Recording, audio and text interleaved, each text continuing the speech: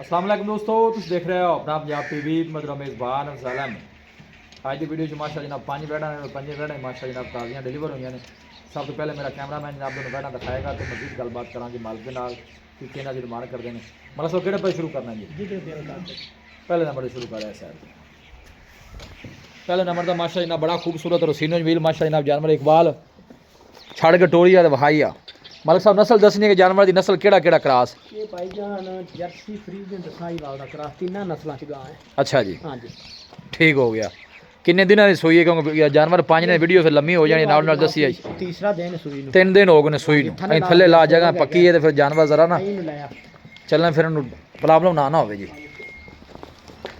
ए back side order check करना है जी। मलिक साहब किन्नी चुआई करानी पई? जनाब 12 को लीटर चोंदे पे 12 को लीटर। हां जी ताजी सूई है बच्चे छाड़ के बच्चे नु छड़ के 12 लीटर दी चुआई ठीक है। इकबाल ही आन दे बच्चे वाले बस ठीक है। थना नी क्लियर है मलिक साहब? साफ सुथरी ठीक गल्ला मुकाई है। 10 फाइनल किन्ने दी बैठ? ये भाईजान आप इंदी डिमांड करने 4 लाख रुपया डिमांड नु छड़ फाइनल जेडे पैसे ले लेने यस और नो। दूसरी गल जी नहीं होनी वो 10 वो आप 3 लाख ते 85,000 रुपया 3,85,000। आदर मौके ते चुआई किन्नी? आदर मौके ते 12 लीटर दी चुआई है। 12 लीटर दी चुआई फिर रेट थोड़ा थल्ले कर मतलब समय में ना कीता कर। 20 लीटर ही है तेरे को बाबा दिना बाद आए मैं कहना कि यार ना अपने सौदे हो जावा नवे डंगर आ जावा। रेट ही हो जा पाई जाने गां बहुत क्रॉस गां है ग्वाल वाली चंगी। अच्छा चलो आखिरी गल हुन फाइनल दस आखिरी इको 380 दी फाइनल फिर उत्थे वाले खड़ा है गां वड्डी।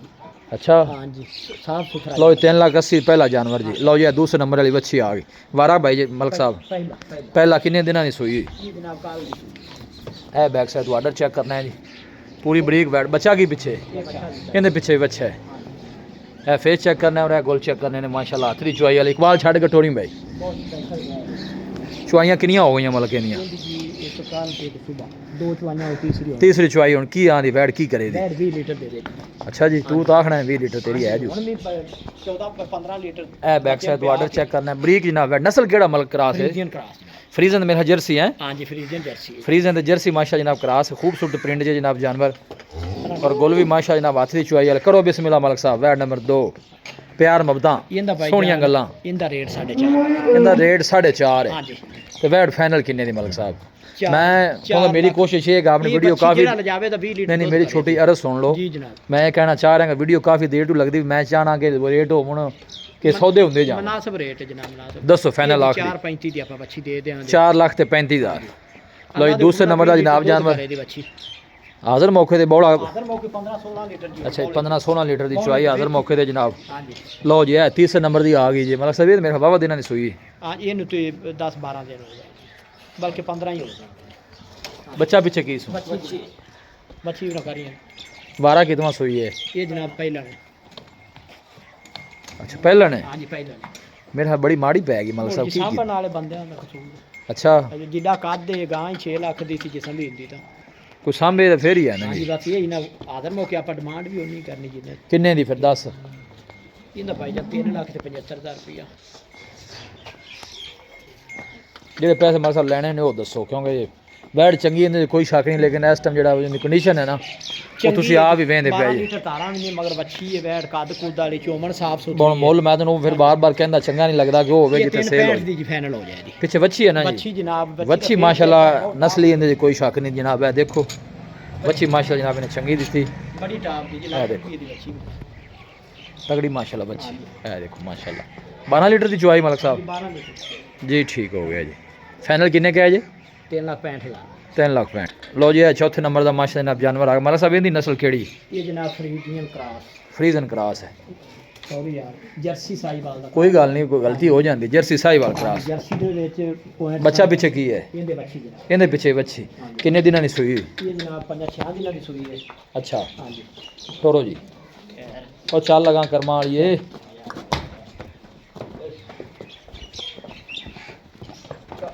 काबू कर रहा है काबू मलिक साहब किन्नी चुआई करा रही है? 18 लीटर जनाब नहीं 18 तू छड़ दे नहीं क्यों छड़ा नहीं तू 16 लीटर की सानू गारंटी दे दे बस। गारंटी ले लम्मी ते 18 चोत ले दी नहीं तू 18 छड़ देना 16 लीटर की सानू गारंटी जी दे गारंटी 16 लीटर की। बिल्कुल जी पैसे दस किन्ने ने? इंदा भाईजान 4.5 लाख रुपया 4.5 इंदा हाँ जी। 16 लीटर की हाजिर मौके ते चुआई फाइनल किन्ने दी है? हैगा 18 है लेकिन तू 16 आना मैं 16 चलो कोई गल नहीं 20 लीटर ही पूरी चलो तो फिर गत्ते पाए ना है ना जी। हां जी मतलब साहब फाइनल किन्ने दी है बैठ?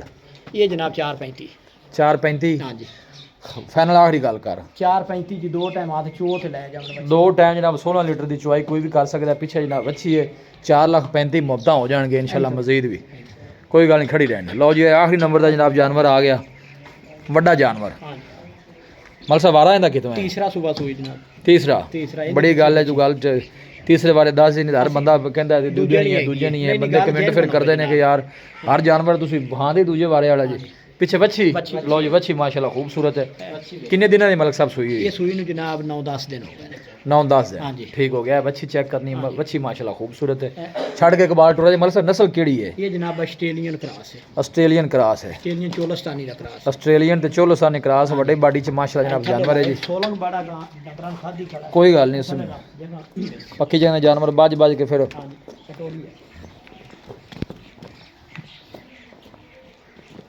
ਕਿੰਨੀ ਚੁਆਈ ਕਰਾਂ ਦੀ ਪਈ 20 ਲੀਟਰ ਦਾ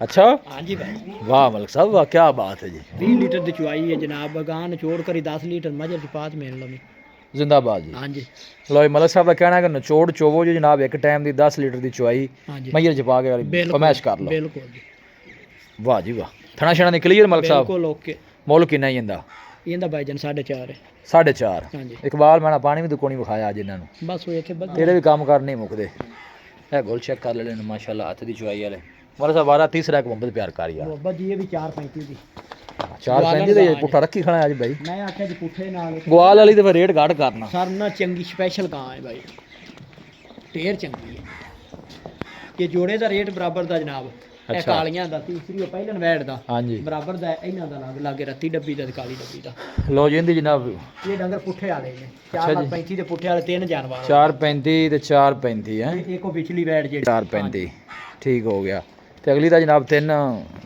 70 75 3,80,000 ਰੁਪਇਆ 380 ਦੇ ਇਹਦਾ 375 365 3 ਲੋ ਜੀ ਲੋਕੇਸ਼ਨ ਜਨਾਬ ਤਹਿਸੀਲ ਦੀਪਾਲਪੁਰ ਹੈ ਡਿਸਟ੍ਰਿਕਟ ਉਖੜ ਹੈ ਰਾਬਤਾ ਨੰਬਰ ਹੈ ਜਨਾਬ 0300 45 52 144 ਇਸ ਨੰਬਰ 'ਤੇ ਜਨਾਬ ਸਾਡੀ WhatsApp ਬਣੀ ਅਸੀਂ ਉਮੀਦ ਕਰਨੇ ਹਾਂ ਕਿ ਸਾਡੇ ਦੋਸਤਾਂ ਨੂੰ ਅੱਜ ਦੀ ਵੀਡੀਓ ਬੇहद ਪਸੰਦ ਆਵੇਗੀ ਵੀਡੀਓ ਜਨਾਬ ਪਸੰਦ ਆਵੇ ਵੀਡੀਓ ਨੂੰ ਲਾਈਕ ਕਰੋ ਦੋਸਤਾਂ ਨਾਲ ਜਨਾਬ ਸ਼ੇਅਰ ਜ਼ਰੂਰ ਕੀਤਾ ਕਰੋ ਮਿਲਾਂਗੇ ਜਨਾਬ ਇੱਕ ਅੱਛੇ ਔਰ ਲਾਜਵਾਬ ਵੀਡੀਓ ਦੇ ਨਾਲ ਆਪਣੇ ਮੇਜ਼ਬਾਨ ਅਫਸਾਲਾ ਮੈਨੂੰ ਦਿਓ ਇਜਾਜ਼ਤ ਅੱਲਾ ਨਿਗਹਬਾਨ